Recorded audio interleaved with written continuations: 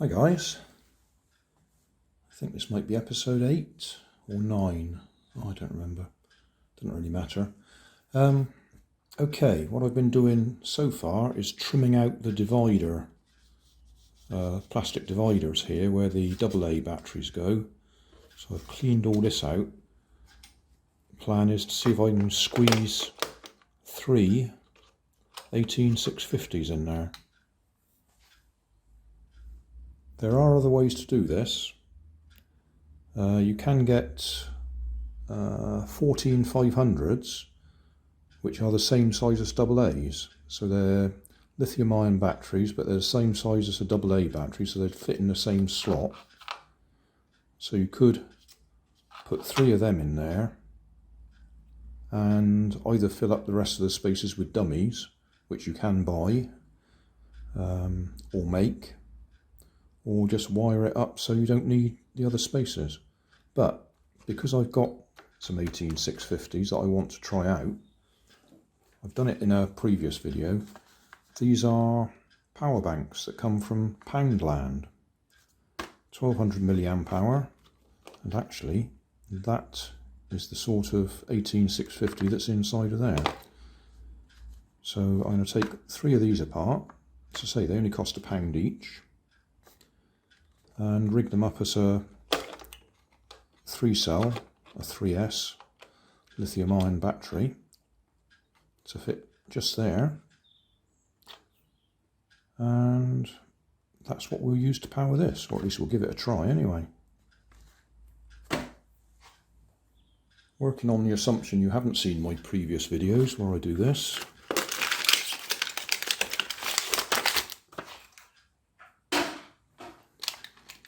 So we get a free little USB lead, keychain if you want it, and one of these.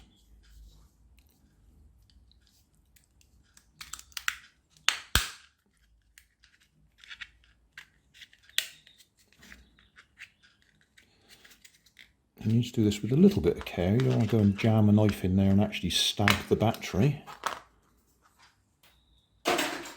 Okay, there's our 18650, which is held in there quite nicely for a change. Sometimes they just drop out, and sometimes they don't. There we go.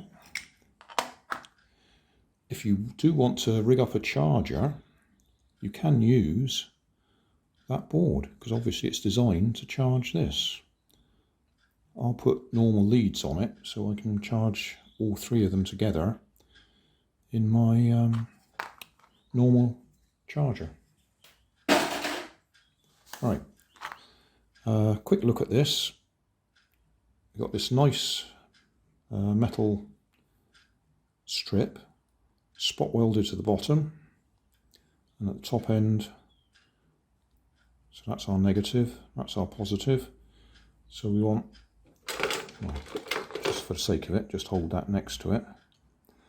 So we want to go from that one just onto there, and from that one, just for the sake of it,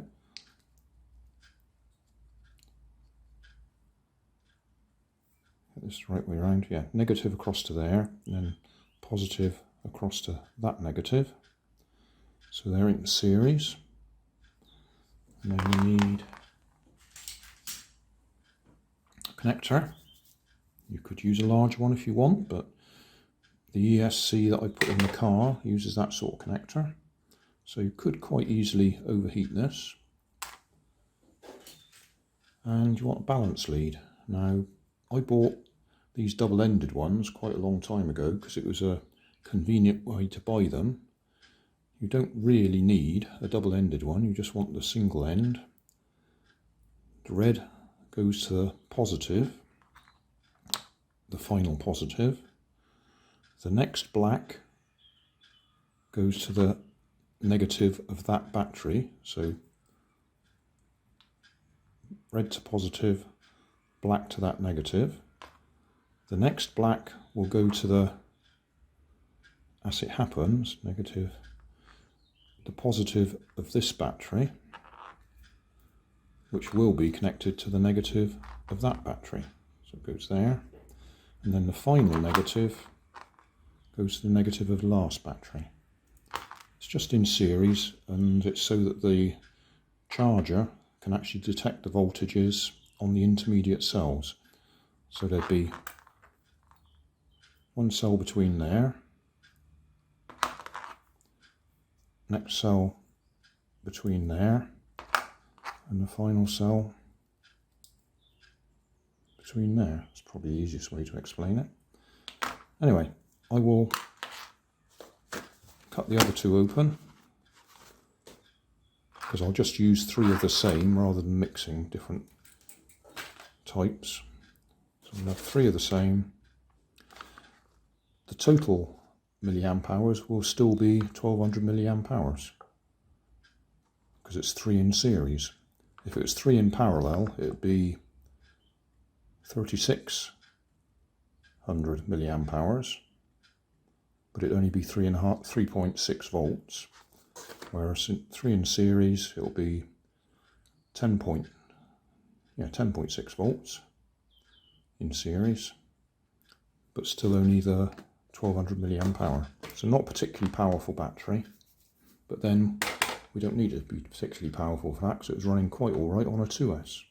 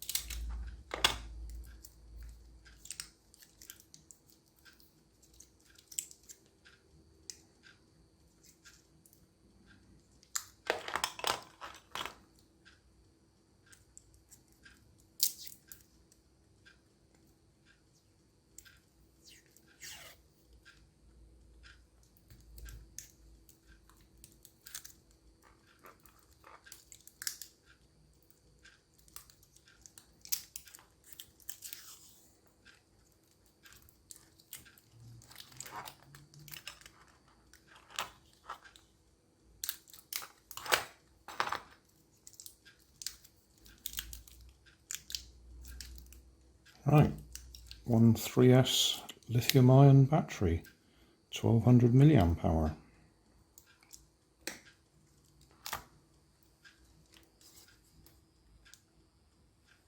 Well,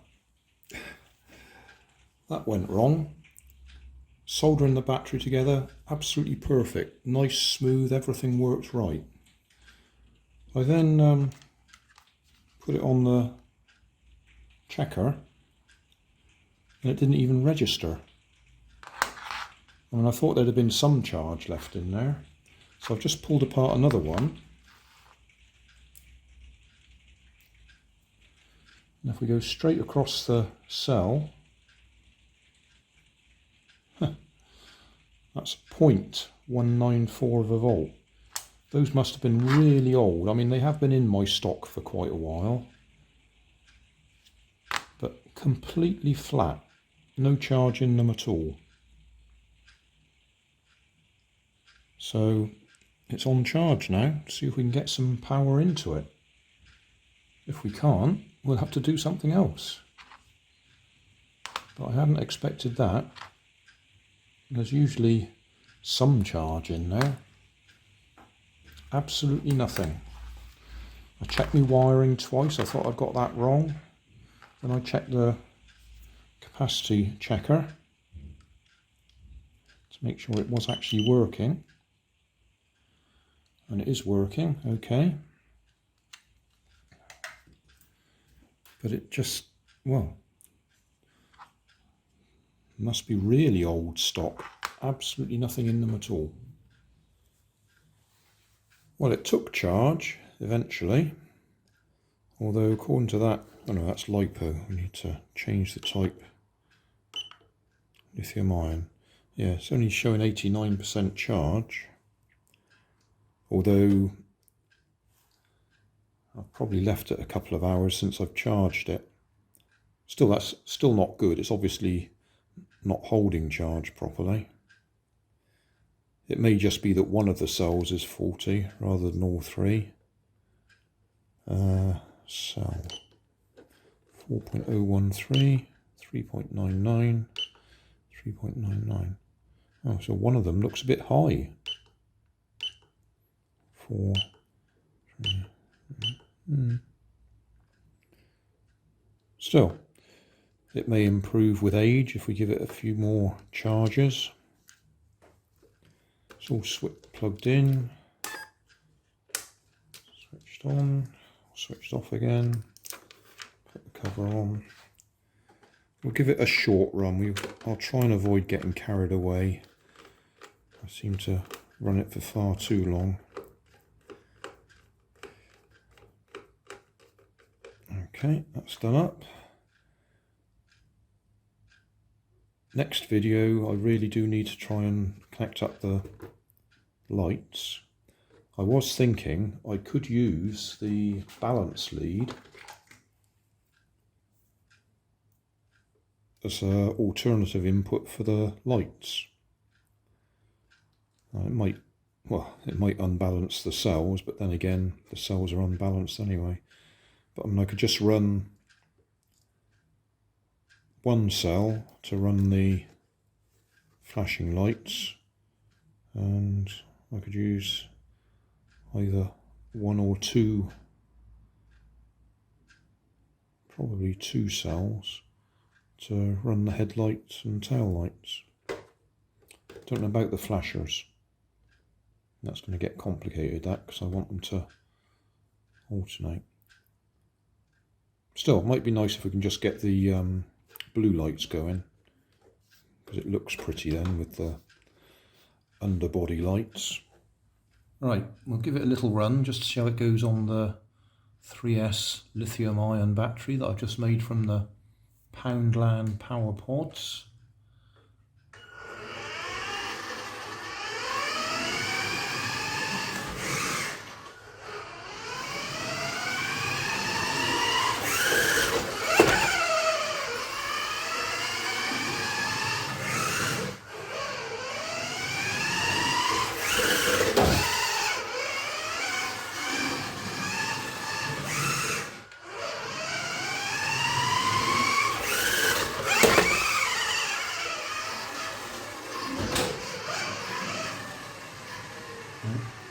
Left me Crocs in the way.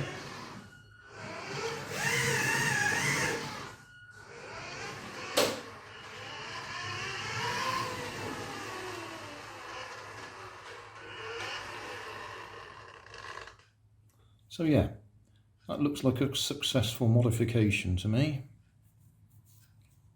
But it would be nice to get the lights working. I think this is episode 9.